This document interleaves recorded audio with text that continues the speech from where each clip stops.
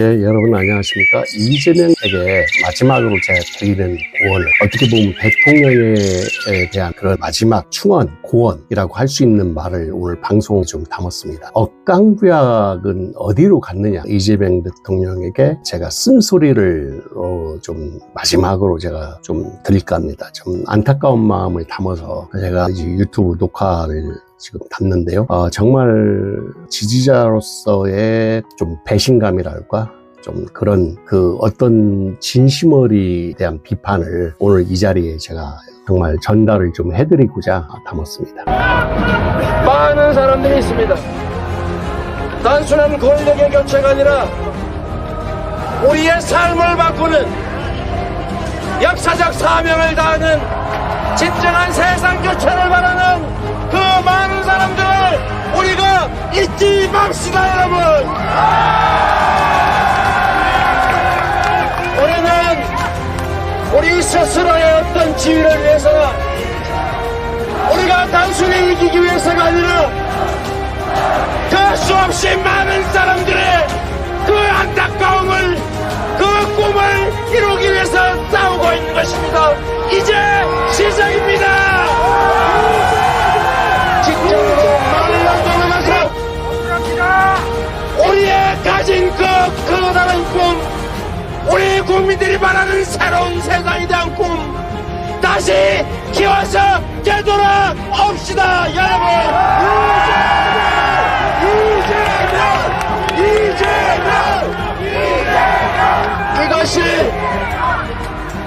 이것이 끝이었다면, 이것이 우리의 마지막이었다면 우리는 이 자리에 있지도 않습니다.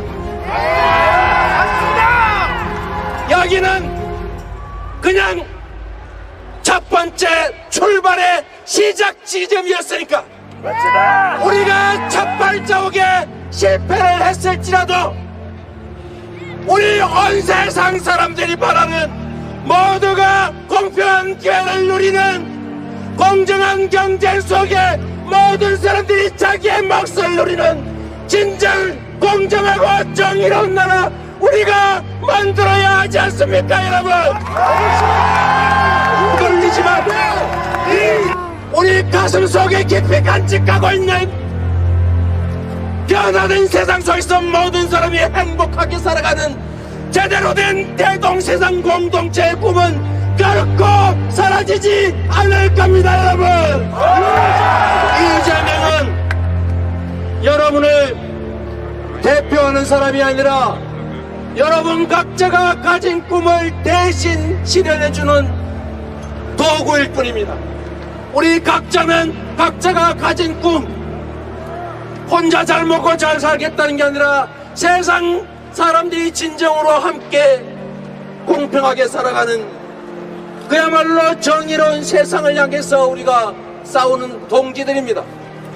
우리는 누군가를 위해서가 아니라 우리 스스로를 위하여, 우리 다음 세대들의 행복한 삶을 위하여, 우리 스스로의 꿈을 위하여 싸우는 동지들입니다. 그렇지 않습니까?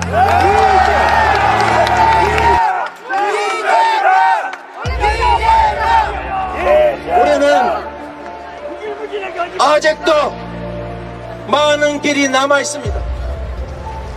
우리는 첫 번째 전투에서 졌지만 거대한 전쟁이 기다리고 있습니다.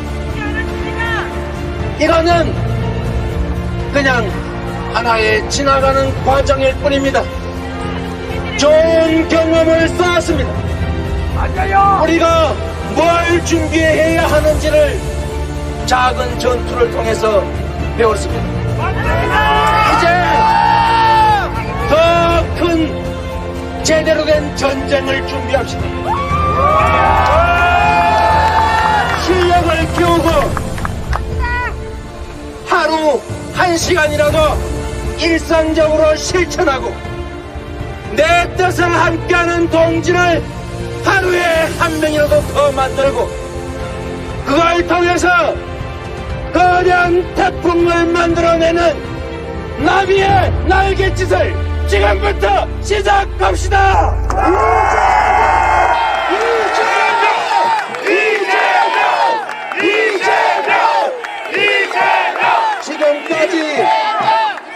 지금 이 자리에 우리가 온 것도 이미 기적입니다. 우리는 세력도 유산도 돈도 조직도 언론도 없습니다. 그러나 여러분의 힘으로, 여러분 한 명 한 명의 실천으로 그 거대한 기득권의 벽을 뚫고 이 자리까지 왔습니다. 여러분이 자랑스럽습니다.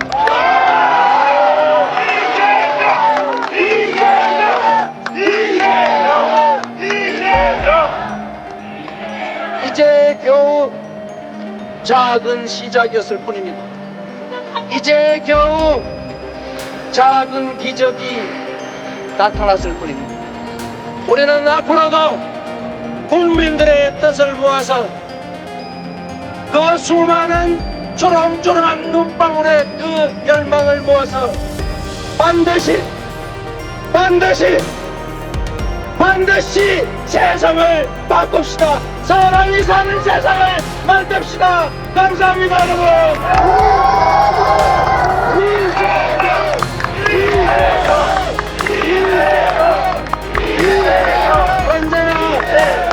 언제나 드렸던 말씀처럼 여러분의 위가 아니라 우리 모두 함께 손잡고 옆에 서서 국민이 괴로울 때는 제가 앞장서고 우리가 마음도 즐거울 때는 뒤에서 뒷바라지 하는 진정한 대리인, 진정한 공복의 길을 뚜벅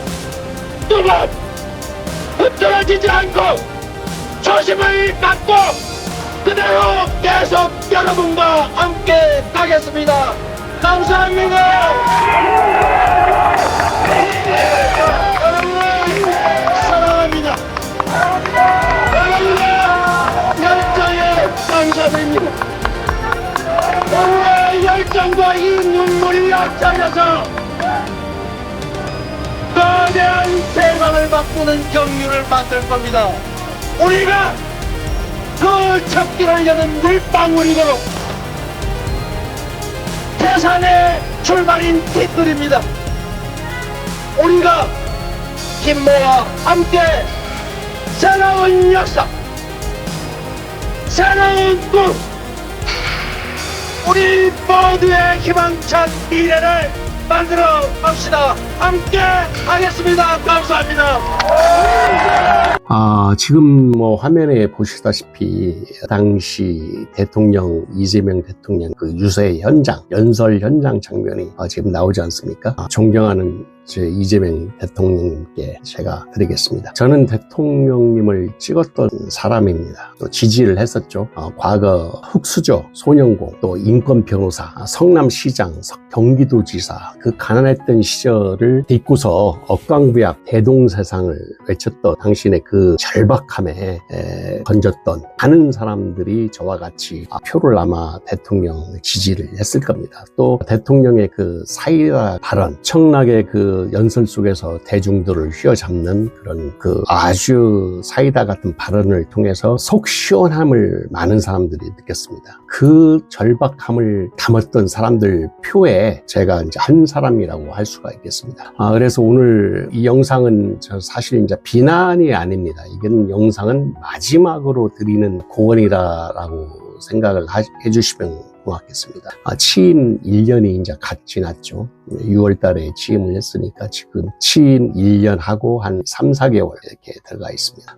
제가 묻고 싶은 게 있습니다. 대통령님, 지금 저하고 같은 갑장생 동갑 나이인데 인생 많이 살았죠. 63세 정도면 인생을 많이 사는 것입니다. 대통령이 과거에 그 약속을 했던 그 철학이 과연 지금도 있느냐, 제가 되묻고 싶습니다. 그 억강부역의 철학, 당신의 그 분당 아파트 앞에서 저는 멈추어 섰다고 봅니다. 제가 이 제목을 드리는 것은 거기서부터 저는 이재명 대통령의 그 국민을 속이고 있구나. 상당히 제가 마음이 아프고 마음이 쓰렸습니다. 첫 번째 고언 될 텐데요. 억강부약, 강한 자를 억누르고 한 자를 돕는다. 그 약속의 말입니다. 억강부약이라는 강한 자를 억누른다. 또 약한 자를 돕는다. 최근 대통령님의 그 분당 아파트 매매 소식 한 달 가까이 됐죠. 그 근저당 설정을 했죠. 29억 일반 시세에 맞춰서 매매를 하셨습니다. 법적으로 아무런 문제 없습니다. 개인의 재산권이고 또 시장 가격대로 파는 게 당연하다고 말할 수가 있는 것이죠. 그렇지만 이것은 당신은 이게 이제 개인의 문제가 아닙니다. 당신의 그 위치는 대한민국의 현재 대통령이라는 국민이 표로 뽑아준 대통령입니다. 수많은 서민들은 평생을 벌어도 29억짜리 아파트는 구형조차 못 옵니다. 전세가 10억이 넘어서 절망을 하고 있는 게 대다수 서민들입니다. 월세 내기도 버거운 청년들이 많습니다. 월세 낼 수도 없죠. 그들에게 대통령의 아파트는 단순한 어떤 부동산 매매 거래냐? 절대 아닙니다. 이것은 하나의 대통령님께서 보여준 그 상징이거든요. 왜 조금이라도 시세를 낮춰서 집값을 떨어뜨리겠다, 잡겠다, 안정화시키겠다. 다 좋은 얘기죠. 그 집값을 떨어뜨리겠다라고 하는 그 실행에 있어서 시세보다도 낮게 조금 더 매매를 했다라고 하면, 또 설령 그렇지 않다라고 하면 차라리 매매를 하지 않았다라고 했으면 더 좋았지 않았느냐. 사람들은 그렇게 말합니다. 공공에 또 환원하는 방식도 있습니다. 어려운, 제가 누차례 말씀드렸지만 소년소녀 가장 세대라든가 또 노인 독거 세대, 재개발 지역이라고 하니까 더더욱 그런 그 사회에 또 국가에 기부를 하는 그 환원하는 방식으로도 팔아서 대통령의 어떤 그런 처신과 이신을 좀 지켰으면 더 좋았지 않았느냐, 그 아쉬운 감이 있습니다. 부동산 불로소득과 싸우겠다라는 메시지를 주지를 못했다는 얘기죠. 왜 다른 정치인들처럼 나도 시장 가격대로 팔았다? 나도 다른 사람들 같이, 다른 정치인들 같이 시장 가격대로 팔았다. 왜 그런 기득권 논리에 그냥 서버렸냐는 얘기입니다. 왜 기득권 논리에 서버렸냐. 더 아쉬운 것은 부동산 세제 정책에 있습니다. 취임 전에는 그토록 강력하게 외치지 않았습니까? 대통령님께서 다주택자 중과세. 지금 다주택자 중과세 지금 겨우 하고 있죠. 종부세 정상화, 투기와의 전쟁, 그런 X의 1월, 2월 달 보시면 충분히 우리가 파악할 수가 있겠죠. 개천, 하천 정비 사업보다도 더 쉽다라고 부동산을 잡는 것은, 부동산 정책은 더 쉽다라고 그렇게 대통령 스스로도 X에 얘기를 했고, 또 공공연하게 국무회의 때도 얘기를 했습니다. 그런데 최근 발표된 정부 국토부 장관이나 금융위원장 나와서 하는 그 세금 정책을 엊그저께 한번 보십시오.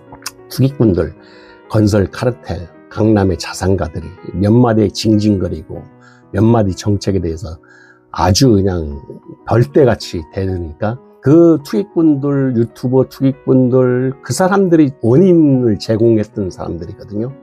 건설 카르텔, 또 언론, 다 건설사하고 끼고 있는 언론들이죠.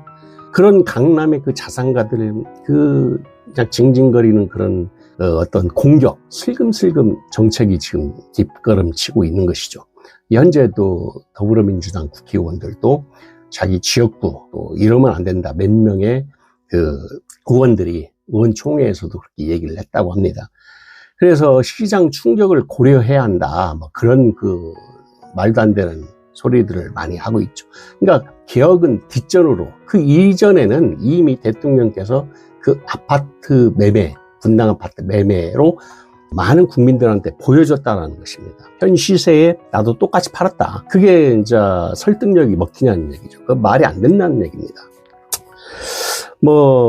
그런 의미는 우리가 한번 곰곰이 생각해 보면, 시장 충격을 고려해야 한다, 또는 연착륙이 필요하다, 그런 개벽다귀 같은 소리들을 하고 있는 것이죠. 그러면서 부동산 개혁, 부동산 정책은 또 여전히 제2의 문재인 정부 때 부동산, 노무현 때의 부동산하고 똑같이 재탕, 삼탕을 지금 하고 있는 것입니다. 그래서 이걸 얻어먹고 있다는 얘기입니다. 그래서 제가 몇 차례 말씀드렸지만은 유튜브에서도 정말 이걸 일부러 정말 쳐 얻어먹고 있다. 분당 매매 사건은 쳐 얻어먹고 있다. 그래서 그 하나를 보면 열을 난다고 대통령의 어떻게 보면 사적 재산권이지만 누가 뭐라고 할 수는 없죠. 대통령의 직위는 특수한 하나의 대통령이라고 하는 신분은 대한민국을 대표하는 자리이기 때문에 특수성에 있는 자리거든요. 그렇다라고 하면 모든 권력과 명예와 그런 자리를 항유하고 있는 자리인데 그 자리를 정말 더 이상 무슨 욕심이 있었는지 모르겠지만 29억 매매를 근저당 설정까지 해가면서 매매를 했다는 것은 대통령의 의지가 대통령은 현 시세를 유지를 하는구나, 떨어질 생각이 없구나 라고 하는 많은 사람들의 사인을 주는 것입니다. 그래서 이게 바로 보수의 언어하고 일맥상통하게 맥을 같이 이루고 있다, 같은 코드 선상에 있다라고 우리는 일반 서민들은 그렇게 보고 있는 것입니다. 그래서 대통령은 말은 저렇게 말을 잘하는 일 잘하는 정부, 일 잘하는 대통령이 아니라 이제는 말만 잘하는 대통령으로 많은 사람들이 이 얘기를 댓글에서도 많이 얘기를 하고 있습니다. 이 보수 정부의 언어를 그대로 본인은 몸소 이번에 분당 매매 사건을 통해서 실현을 했죠. 똑같이 보여줬죠. 자, 제가 여기서 엄청난 상실감을 가졌던 것은 여러 차례 페북이나 페이스북이나 유튜브에서도 제가 방송을 했습니다. 아마 그들과의 타협을 이미 하는 순간에 억강무약은 이미 죽었다라고 저는 보고 있는 것입니다. 약자들은 대통령이 이런 투기 세력과의 어떻게 보면 한편이 되고 있다라고 생각을 지금 하고 있는 것이죠. 물론 이번에 공시가 20억, 그러니까 현 시세 40억짜리 이 대상을 했는데도 저렇게 난리법석을 치고 있는데 나머지 덜 똘똘한 한 채라고 부르는 20억대, 30억대 아파트는 천정부지로 또 급상승해서 또 가격이 쳐 올라갈 것입니다. 이제 그런 것들을 일반 사람들은 다 알고 있죠. 너무 걱정스럽고 한심하기 짝이었습니다. 정말 지지자들이 대통령께 느끼는 상실감은 엄청나다고 지금 할 수가 있는 것이죠. 아마 45% 지금 7, 8% 나왔다고 하는데 저는 이런 주소를 하면은 30%대까지 떨어지지 않을까, 레임덕까지 오지 않을까라는 하는 세상을 갔습니다.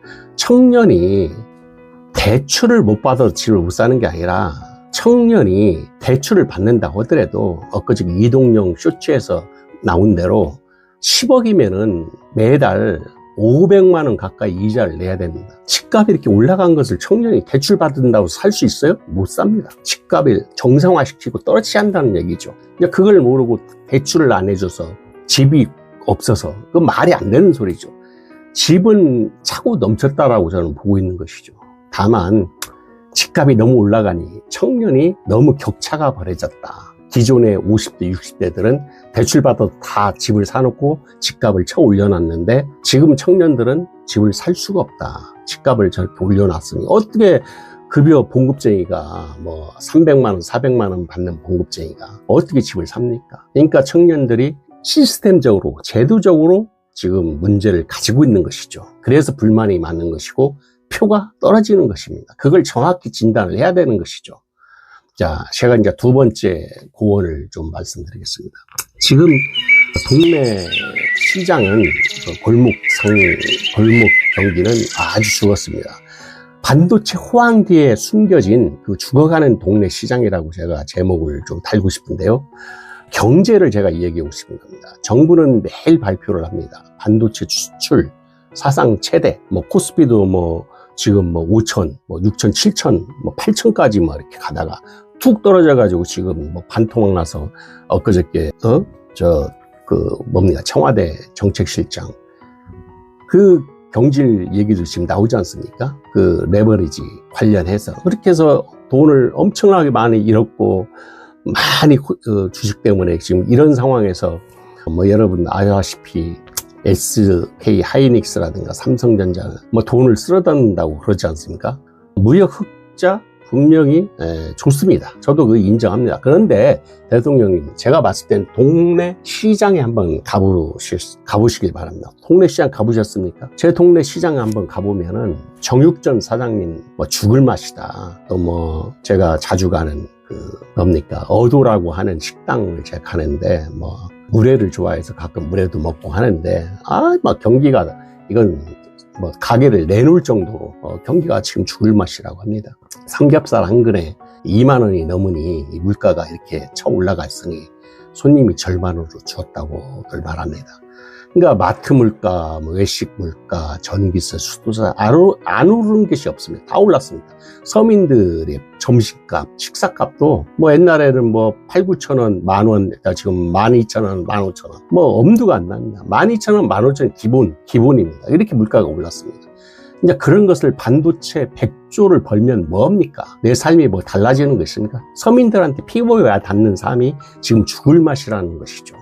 반도체 호황은 재벌 대기업과 강남에 있는 또 그 대기업에 다니는 삼성 하이닉스에 다니는 그런 사람들에게 해당되지 서민들의 피부에 와 닿는 그런 정책이 아니란 얘기죠. 정말 경제 정책이 국민 주권 정부에 들어서서 그때와 지금 무엇이 다른지 느낄 수가 없는 상황이죠.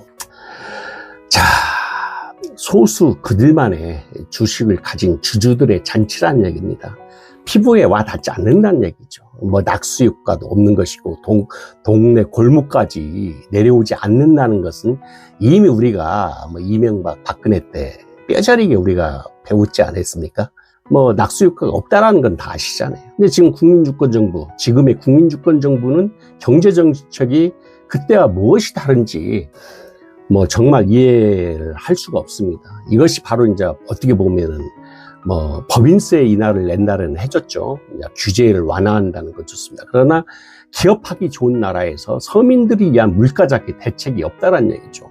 골목 상권 살리기 대책이 있습니까? 일반 사람들, 소상공인들, 또 스타트업들 그런 사람들이 좀 제대로 일을 하고 경제가 살아날 수 있는 것이 없고 다 그냥 반도체 시장의 호황기를 누리고 그 사람들 있는 사람들은 억대 부자가 되어버리고 서민들은 실질적으로 오지도 않고 그러니 뭐 평택이나 뭐 그런 쪽에 뭐 동탄이나 그런 쪽에 집값만 뭐 20억 30억씩 오른다고 그 투기꾼들이 부동산 투기꾼들이 또 그렇게 얘기를 하고 그러니까 서민들하고는 아무 관계가 없어요. 서민은 동떨어져 양극화가 더 심해진다는 얘기죠. 골목 상권 살리기 대책이 어디에 있는지 제가 되묻고 싶습니다. 경제 지표는 호황이다. 그러면 국민들이 이제 실질적으로 체감하는 그런 그 IMF보다 직후보다 더 춥다, 어렵다라는 얘기를 정말 많이 합니다. 이게 이제 불균형이거든요. 소득의 불균형, 불공정, 소득의 불공정. 대통령이 그렇게 외쳤던 대동세상 반도체 공장이 아니라는 것입니다. 바로 이 죽어가는 골목 시장 대동세상은 이루어지지 않는다는 얘기죠. 자, 제가 이제 마지막으로 세 번째 가장 중요한 대통령께 좀 고언을 좀 하고자 합니다. 진보의 옷을 좀 벗고 보수가 되어버린 지금 대통령이 정말 가슴 아프고 많은 지지자들, 많은 응원자들을 지금 돌아섰습니다. 저도 돌아섰습니다.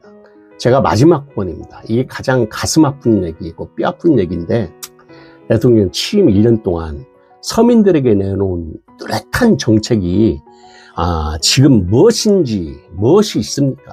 그걸 되묻고 싶습니다. 떠오르는 게 있습니까? 기본소득, 기본주택, 기본사회를 만들겠다고 하는 기본금융. 그런 대선 때 그 가슴 뛰던 공약들은 이제 중장기로 다 넘어가 버리고 아무것도 없고 이미 그냥 처박아 놨다는 얘기죠. 서랍 속에 처박아 놨든지 아니면 어디 갖다 팔아버렸든지 대신 나오는 정책들이 하나같이 재정 건전성, 기업 활력, 뭐 시장 신뢰 그런 어떤 보수적인 그런 단어들, 언어들입니다. 그러니까 제가 봤을 때는 한마디로 뭐 엊그저께 최백은 교수도 뭐 그런 부분을 신랄하게 비판을 좀 하던데 많은 그 평론가들 또 관심 있는 교수들이 현재 대통령을 그러니까 비난이 아니고 비판을 합니다. 그러니까 그런 분들을 좀 귀담아 듣고 주위에, 청와대 주위에 좀 간신들을 좀 일벌백계로 읍참마속으로 좀 인사 조치를 좀 했으면 좋겠습니다. 그 사람들은 정치꾼들이고 그 사람들은 국민들의 안중이 없어요. 열심히 한다고 하는 언어 자체가 말씀 올리겠습니다 해가면서 아주 그 행동과 그 어떤 그 실천적인 능력이 안 되는 사람들이라고 저는 보고 있습니다. 그러니까 주위에 그런 간신들부터 없애고 실질적인 그 능력 있는 실무에 밝은 사람들, 많은 교수도 있죠. 한문도 교수도 와서 부동산에 대한 자문을 좀 깊이 있게 듣고, 또 다른 사람 각양각색의 그 어떤 철학적인 부분을 주택이라든가 또 경제라든가 그런 부분을 들여야 하는데, 그 듣지 않고 간신들의 얘기만 지금 대통령이 듣고 있다는 얘기죠. 자, 여기서 스탠스가 대통령이 완전히 지금 바뀌었다라고 저는 보고 있는 겁니다. 과거에 가난하고 힘없는 사람들을 대변을 했던 그런 스탠스가 아니라 이제는 가진 자, 보수 쪽으로 완전히 들어가 버렸죠. 권력을 가진 기득권 카르텔을 대변하는 지금 모양새를 취하고 있습니다. 그렇게 지금 보여지고 있어요. 그러니까 일 잘하는 대통령이 아니라 말 잘하는 대통령, 국무회의를 생방송을 지금 엄청나게 많이 하고 있지 않습니까? 그러니까 거기에 그냥 어떤 사람은 그게 또 중독이 됐다라고 표현을 합니다. 대통령이 매주 국무회의를 생방송하니까, 그러니까 보수회의, 국무회의 생방송, 회의도 그렇게 많냐 이거예요. 그 회의의 시간에 일을 해라. 내가 알기로는 어떤 마사인 거는 우이종 교수인가 거기 마사회장으로 지금 들어가 있는데, 몽골에서 미팅이 그 회의 때문에 연기가 됐다고 그래요. 몽골에서 실무자들이 왔는데, 그냥 그런 정도까지 그 회의가 어떤 일을 하는 데 있어서 방해 역할을 지금 하고 있다 라고 저는 보고 있는 것입니다. 저도 오랫동안 35년 가까이, 35년 넘게 저도 공직 생활을 했기 때문에 그런 그 회의에 대해서 그렇게 좀 지지부연하게 하지 말고, 또 보여주는 회의 하지 말고 짧게 또 강력한 주제를 정해서 강력한 회의를 해야지, 너무 심하게 하면 안 된다. 너무 시간을 많이 차지하고 국민들에게 보여주는 회의 위주로 가버리면 안 된다. 저는 그렇게 보고 있습니다. 그래서 지금 사실 대통령을 위해서 많은 사람들이 지지했던, 목숨을 걸고 지켰던 그 수많은 지지자들, 양아들, 소위 개따들이라 하는 사람들, 노동자, 청년, 그 서운함을 넘어서 이제 배신감을 지금 느끼고 있는 것이죠. 우리가 뽑은 대통령이 이게 맞냐라는 말이 커뮤니티에 지금 심심치 않게 엄청나게 많이 들리고 있습니다. 바로 정신 똑바로 차려야 하는, 벌거숭이 임금님도 아니고 좀 직접 허심탄회하게 드려야 하는데, 이번에 토론에도 왜 토론을 했는지도 모르겠어요. 다 그냥 그 유튜버들, 건설 관련된 업종에 있는 사람들 얘기를 듣는 그런 어떤 공청회도 아니고 토론회도 아니죠. 그런 사람들 얘기 듣고 우리가 더 그렇게 시행을 자기네들 입맛대로 정책을 입안을 시켜달라고 하는데, 안 시켜주면 불만을 갖고 이제 본격적으로 카르텔을 형성해서 정부를 상대로 대들죠. 그래서 많은 정치 평론가들이 지금 대통령을 향해서 지금 경고를 하고 있죠. 이 시기에 무슨 뭔 개헌이냐, 지지율도 좋지도 않은 상황에서 그런 얘기를 지금 하고 있습니다. 이대로 가면 4년 총선, 대선 100% 이건 진다. 그리고 정권은 다시 보수 정권으로 넘어간다. 자명하다. 그렇게 얘기를 하고 있습니다. 바로 역사가 증명을 했던 것이죠. 취임 초 1년 동안의 개혁 골드타임을 이번에 이제 놓쳤죠. 지금도 좀 늦은 감이 있지만 지금이라도 개혁 드라이브를 가감없이 거리하는데, 대통령은 개혁이라는 게 엊그저께 무슨 이상가, 이론가, 집행론, 집행가, 행정가는 집행, 그걸 원래 끌고 갈 수 있는 깃발이 중요하고, 깃발 뒤에 수레바퀴가 돌아가는 건데, 집행가는 이론가를 따라가는 것입니다. 이론가가 없으면 이것도 저것도 아닌 집행가, 소위 실천가, 행정에 입하는 그 행정부 사람들은 앞에 있는 어떤 이론가, 그런 깃발에 서 있는 사람들, 그 철학을 가진 그런 사람들에 맞춰서 모든 게 굴러가는 거야 하는데, 지금은 중구난방으로 방향점을 잃고 어떤 좌표를 잃어가지고 지금 그렇게 헤매고 있다라고 하는 비판들이 엄청나게 많습니다. 이것도 아니고 이랬다 저랬다, 대통령이 이랬다 저랬다 한다. 그런 얘기를 지금 엄청나게 많이 하고 있습니다. 지금 이미 취임 초 1년 개혁 골드타임을 놓쳤다. 이제 2년차 들어갔는데 노무현 대통령도 문재인 대통령도 초기 개혁에 실패를 했기 때문에 내내 끌려다니면서 결국 정권까지 내놓게 된 것이거든요. 그 정신을 바짝 차려야 한다는 거죠. 해서 뭐 장관들 말 안 듣고 장관들 하면 바로 교체시키고 그 유능한 장관을 교체하면 됩니다. 지금 분란이 많은 장면 1년 동안 계속 끌고 오고 이게 어떻게 보면은 좀 안타깝지만 자기의 사적인 어떤 그런 관계를 무시하고 국가를 경영하는 입장에서는 그런 장관들을 교체를 해야 한다는 얘기죠.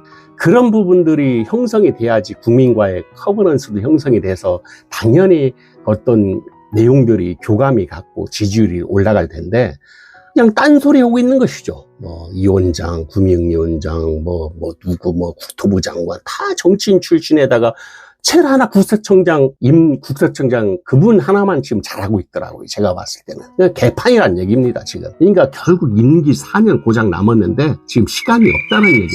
자, 제가 여기서 마지막 부탁을 싶은 청년들이 지금 고통받고 있는 거는 집값이 많이 올라 따라갈 수 없다. 지금 생에서는, 이번 생에서는 우리는 이미 기존에 있는 나이든 그런 50대, 60대 그런 고령층 이미 자기네들 기득권들 집값을 쳐올랐고 그것을 혜택을 본 사람 우리는 집을 살 수가 없다. 대출 안 해줘서가 아니라 갚을 능력도 안 되고 이자 갚을 상황도 안 되고 이미 격차가 벌어졌다는 얘기입니다. 이 사람들한테 싸게 분양해 줄 거예요? 그건 아니잖아요.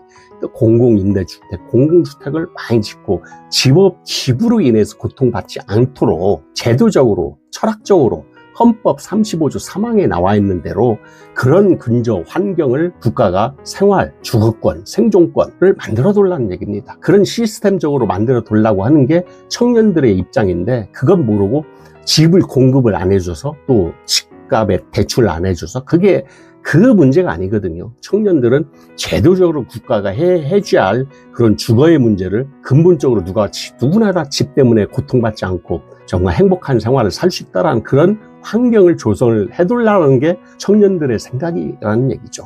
그런 부분들 정확히 지휘하는데 장관이나 그런 사람들 다 달리 생각하고 있어요. 그러니까 대통령한테 제가 꼭 말씀드리고 싶은 게 철학의 깊이가 없다는 얘기죠. 철학의 깊이를 좀 만드세요, 지금.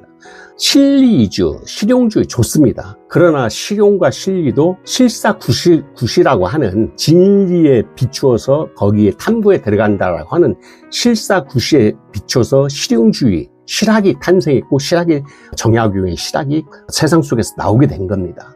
필요하다면 저쪽 어딥니까? 양평 가다가 보면은 다산 정약용 거기도 한번 가서 한번 보십시오. 묵묵히 묵상을 해보십시오. 실사구시에 맞는 진리를 탐구해가는 그런 깊이 있는 철학 정신을 가지고 본인의 그 실용주의, 실사주의를 펼친 게 과거에 정조시대의 정약용이다. 이제 그런 부분들을 이 정부가 좀 제대로 깊이 있는 중심을 갖고 있는 그런 어떤 철학, 주택, 경제 여러 가지 그런 철학들을 구성을 하고 거기서 집행을 해나가야 하는데 그냥 깊이가 얇으니까 막 굉장히 혼선을 일어나고 아주 그냥 이것도 저것도 아니고 중구난방식으로 지금 굉장히 지지율이 지금 하락하는 원인 이대로 나가면 정권까지 지금 뺏긴다. 존경하는 이재명 대통령님 제가 마지막으로 오늘 당부를 드리고 부탁을 드리는 겁니다. 아직 늦지 않았습니다. 제가 꼭 부탁드리고 타협을 하지 마십시오. 과거에 그 성남 경기도지사 또 대선 때 나왔을 때 그 사이다 같은 발언, 그 발언을 지금도 유효합니다. 꼭 지켜주시기 바랍니다. 국민들은 그걸 원합니다. 대통령을 뽑은 이유가 시원한 그 개혁, 시원한 정치를 원하지 기존에 있는 기득권들, 카르텔들, 있는 자들하고 타협해서 보수 개념을 받아들이고 그들과 같이 가겠다. 통합 어림없는 얘기입니다. 무슨 통합입니까? 통합은 이건 과거 수많은 역사, 고려시대, 조선시대 통합이 안 됩니다. 이건 임진왜란 왜 일어났습니까? 통합할 수 없는 게 그건 안 됩니다. 그러니까 그 부분을 시원한 개혁 정치를 통해서 이재명 대통령의 국민 주권 정부가 제대로 되는 정부가 됐으면 좋겠습니다. 부동산 투기 카르텔과 절대 타협하지 마십시오. 재벌 기득권과 타협하지 마십시오. 당신을 공격하였던 그 검찰, 언론, 가진 자들과의 눈치를 절대 보지 마십시오. 대선 때 약속했던 그 초심으로, 바로 그 초심으로 돌아가시기 바랍니다. 억강무약, 대동사상 그 8자를 청와대, 아니 용산 직무실 벽에 윤석열 같으면은 뭐 그렇게 해놨겠죠? 지금 어딥니까? 세종으로 이전을 앞으로 뭐 4년, 3년 후에 이전을 하겠지만 그 벽에다 붙여놓으세요. 억강무약, 대동사상, 국민주권정부, 억강무약, 대동사상. 그걸 되새기면서 하루하루 쳐다보면서 억강무약, 대동사상이라는 것을 놓치지 마시기 바랍니다. 국민들을 이것 때문에 이재명 후보를 당시 대통령으로 우리가 지지를 했던 것입니다. 힘이 없고 가난하고 억울한 사람들을 위해 권력을 쓰시기 바랍니다. 과감한 개혁을 하십시오. 그들이 당신을, 대통령을 욕해도 역사는 당신을 반드시 기억할 것입니다. 역사는 대한민국은 이재명 대통령이라고 하는 그 이름 석자 이재명을 기억할 것입니다. 이 영상 대통령님이 꼭 보시기 바라며 지지했던 한 국민의 마지막 절규 고언이라고 생각하시고 꼭 실천을 해주시기 바랍니다. 개혁하지 않으면 아무것도 남지 않습니다. 개혁하지 않으면 아무것도 남지 않습니다. 이 말씀을 꼭 드리면서 이 방송 마치도록 하겠습니다. 여러분 감사합니다.